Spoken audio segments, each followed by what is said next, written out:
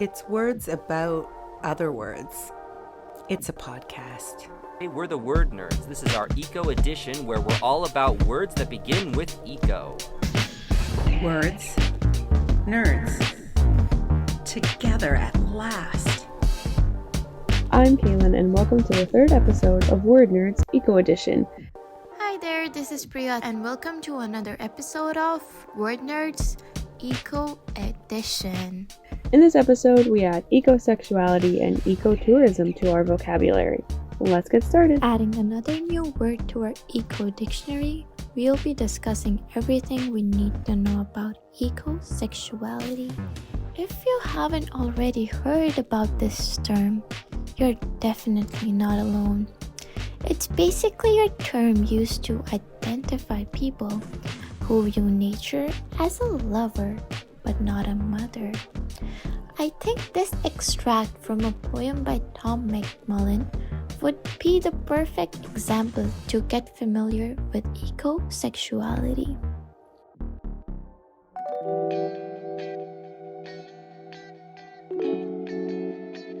I love humping bushes and trees.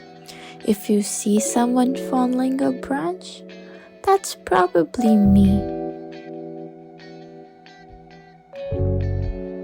Sadly, Merriam-Webster doesn't have a definition for this eco word, but there's a lot we can learn from this movement.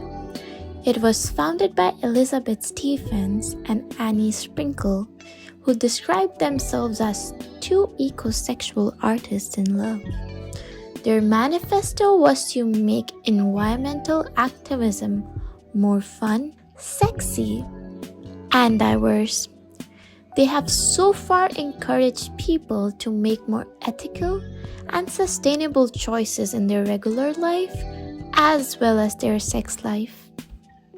Ecosexuality can be an art, a sex, and an environmental movement all at the same time. Some say that they want people to be ecosexuals so that they will stop destroying the earth. Others say ecosexuals when they see their planet as a romantic partner, they treat it with great sensuality and have free intercourse with its elements. Therefore, ecosexuals have shifted the cultural metaphor of earth as a mother to earth as a lover. According to them, you might give your mother a hard time and she'll put up with it. But with a lover, it's a question of give and take, and that's just what the planet needs right now. It needs to be saved.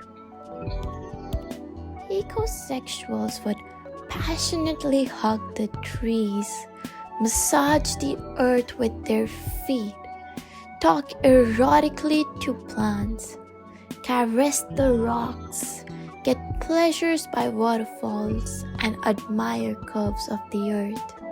In short, they celebrate their e-spots. They wear condoms on their fingers for flower sex so that they don't interfere with pollination. Ecosexual people are of many kinds. They could be people engaging in water play, or they could be people opting for eco-friendly and ethical sexual wellness products. And they can also be people who just literally choose to have sex with the earth, sea, or the air. But does it make you wonder, why are people doing it? What's making them become ecosexuals? How is it benefiting them or the nature? The answer to it is actually simple. When people get more connected to the resources they use, the whole world benefits. You don't have to have fetish for earth to call yourself an ecosexual. Even if you have shifted to non-toxic, vegan, and body-safe materials and ingredients, you can proudly call yourself an ecosexual. If you want to be an ecosexual as well, it's easy. Just start looking for products that are vegan, Eco-friendly, look for natural rubber, latex, vegan-friendly condoms. Look for water-based lubes with no petrochemicals. Protect the environment and your body at the same time. If this is the future of sex, looks pretty bright to me.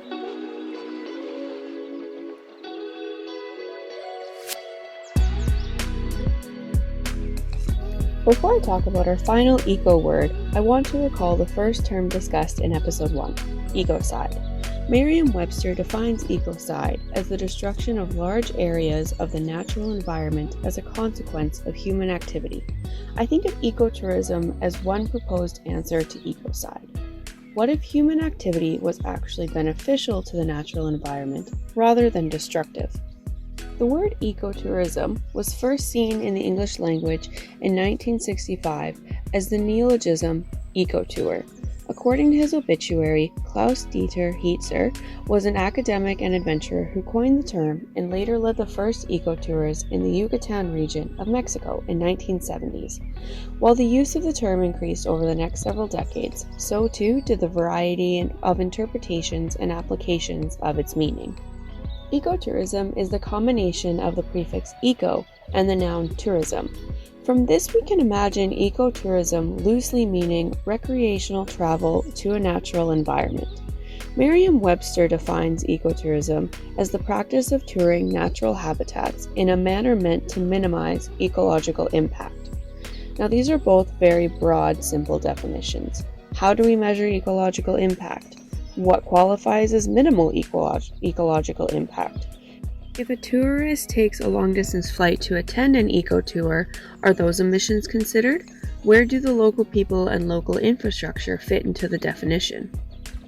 In 2015, the International Ecotourism Society put forward a more holistic definition of ecotourism as meaning responsible travel to natural areas that conserve the environment, sustain the well-being of the local people, and involves interpretation and education.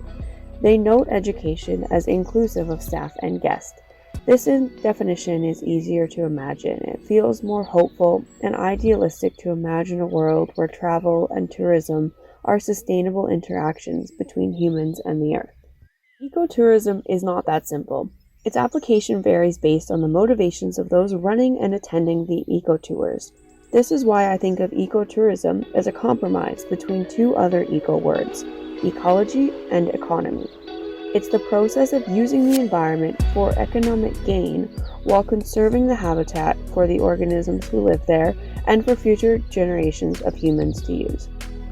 Conserving the environment requires money and resources, and to raise these funds, the attendees must consider the natural experience worth paying the ticket price. Ecotourism is a balance of environmental protection, human recreation, and economic prosperity. Living in Alberta, we have Banff National Park as our own ecotourism experiment in finding the right balance of ecology and economy. Established in 1885, the park was built with one purpose: to be a tourist attraction for wealthy North Americans. By the 1990s, the influx of foreigners visiting the park met resistance from the rise of environmentalism, causing Banff to reassess its zoning and structure. The 1994 Banff Bow Valley study released this quote: "Unless we take immediate action, the qualities that make Banff a national park will be lost." The study included over 500 recommendations to bring balance back to the ecology-economy scales. Today, nearly 140 years after its inception, Banff challenges its original purpose by balancing the goals of preservation and playground, with initiatives encouraging sustainable transportation like shuttle buses, cycling, or walking, and public campaigns to reduce waste and maintain responsible wildlife viewing. Banff National Park is at the forefront of ecotourism in Canada. I mentioned earlier that ecotourism is a possible answer to ecocide, but it also relates to the other eco terms discussed in this series in various ways.